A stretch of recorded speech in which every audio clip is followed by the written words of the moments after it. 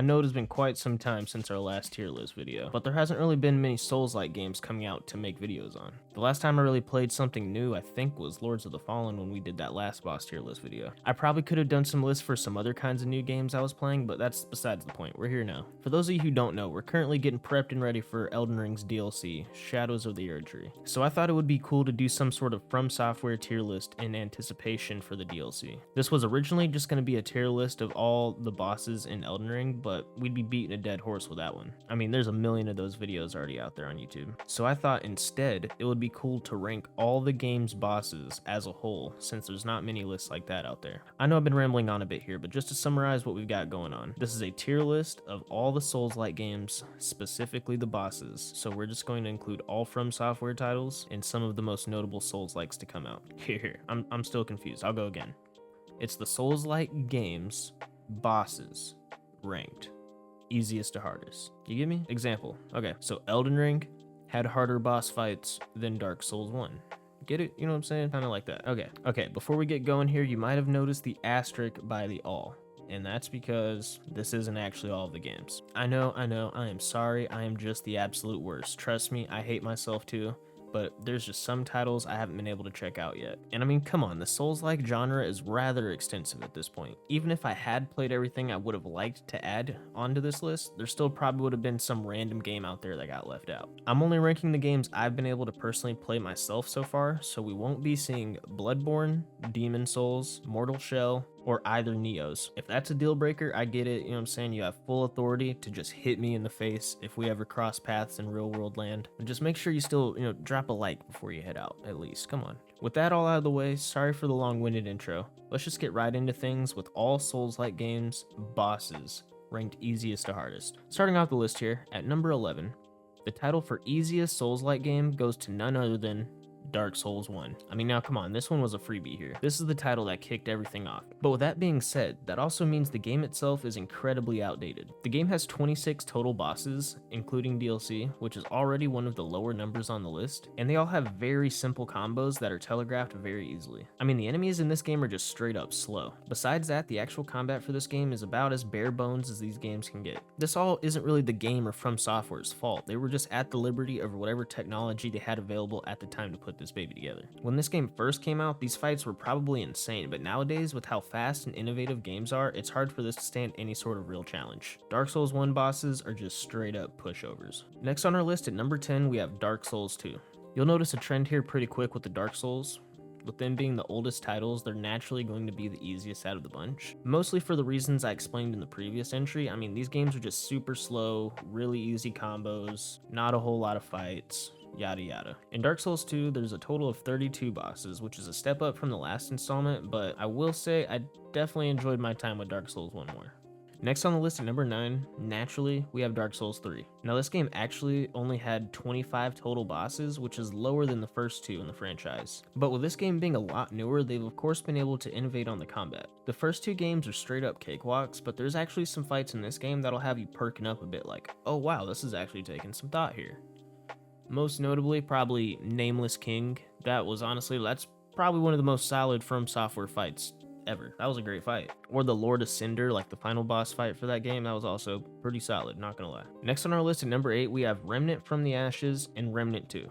I grouped these together because they're pretty much the same game. They would have just been 8 and 7 right next to each other. And for those of you who don't know, they're often described as Dark Souls with guns. I mean, yeah, dude, there's freaking guns in this game. I mean, it doesn't get much easier than that. These games have Dark Soul features, but the combat is completely different because you don't necessarily have to engage close quarters like you typically do in Souls-likes, so it's a lot easier to stay alive. The only reason I'm saying they're harder than the OG Dark Souls trilogy is because of how much newer and more innovative the gameplay is in Remnant. I mean, the game just simply has more things to manage and more going on. Next at number 7 and 6, respectfully, we have Star Wars Jedi Fallen Order and Jedi Survivor. First off, Jedi Fallen Order has 18 total bosses and Jedi Survivor has 38. Now again, these are pretty much the same game, so it only makes sense that they're right next to each other. These are the only games on this list where you can actually alter the game's difficulty, so realistically they could have been the easiest playthroughs, but assuming you're not running through these on story mode, they certainly deliver a more challenging experience than Dark Souls. It's harder than games previously listed, but don't get me wrong, these games are still really easy. The bosses in these games aren't lightning lightning fast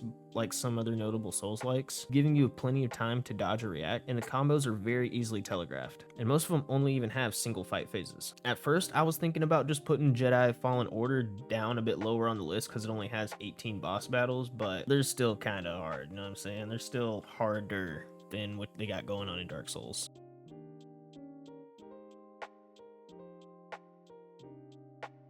Next at our top, number 5, we have Lords of the Fallen. This game comes complete with 33 bosses total and was being boasted up as the first real next-gen Souls-like. The combat doesn't really reinvent the wheel much, but it's certainly faster and more intuitive than the previous titles. I played on PC, so either way I can't really speak for console performance, but this is probably the first real game on this list that capitalized on a higher frame rate with some really fast combos. It's also worth mentioning that this game has a co-op feature, so you could run in here with a friend, which would make it insanely easier. I mean, I don't know if you guys have ever used the summons in Dark Souls or whatever, but having an extra person in that fight is a tremendous help. Overall, this game is a really straightforward, true to the source Souls-like. The only reason it gets the edge over the others is because of performance and it's got more fights in it. But at its core, it's basically damn near Dark Souls 4. Next on our list here at number 4, we have Lies of P. Now, all these games from here on out, I would actually consider to be pretty hard. I definitely had some struggles along my journey. This game has 27 total boss fights, and what really made this game difficult for me was the parry window felt really small and hard to master,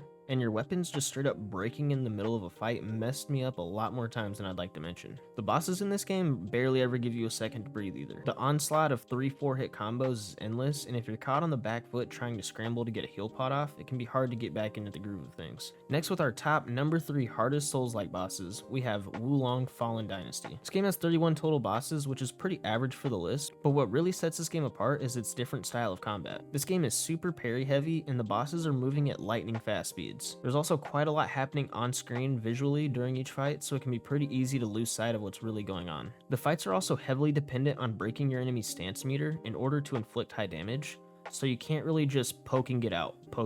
You have to stay locked in with the action the entire time. This is super unique to this game and really sets it above the rest in terms of difficulty. Next at number 2, we have the man, the myth, the Elden Ring.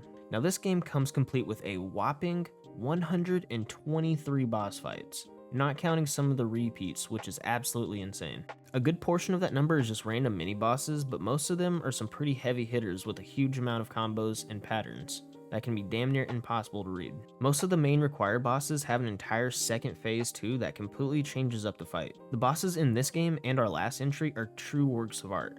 I mean, each fight is incredibly different from the last and really takes some time to master. It's also worth mentioning with Malenia and Radahn, these two fights are two of the hardest fights you'll ever come across in any Souls-like ever, and they're both packed into the same title, so that just really goes to show where the bar is being set for these fights. Elden Ring is certainly an extremely hard game to complete, but one of its biggest handicaps and biggest reasons for it not overtaking the number 1 spot is the summons. Now, if you ever felt the need to use a summon at some point, I mean, it's all good, big dog. I remember playing around with the old Mimic Tear when the game first dropped. But if you are using these, they really dumb down the whole game a lot. I mean, with Radahn specifically, you could literally just send out an entire army to fight him for you, but in our number 1 game, you're not given such luxury. Coming in at number 1, the title with the hardest bosses out of all the Souls-like definitely goes to Sekiro: Shadows Die Twice. Now, first off, I just want to mention that this is also probably my favorite game out of all the titles on this list. The combat in this game is very different from any other previous From Software game.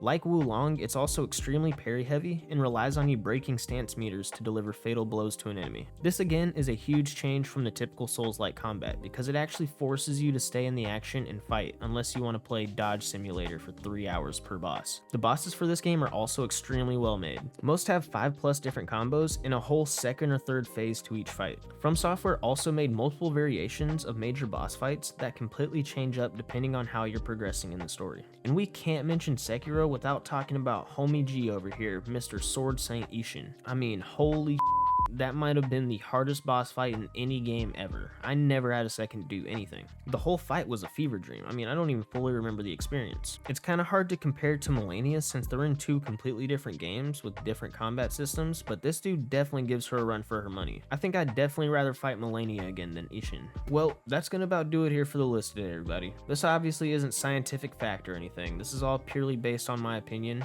And again, sorry for missing a couple of the other bigger titles on here. But hey, if you played any of of them like Bloodborne or Neo or whatever, comment down below and let me know where you would have put them on the list. I'd love to hear it. Also, if you enjoyed the video, make sure to leave a like and subscribe for more content like this. Your boy really appreciates it. This has been Lunar, and welcome to Bound.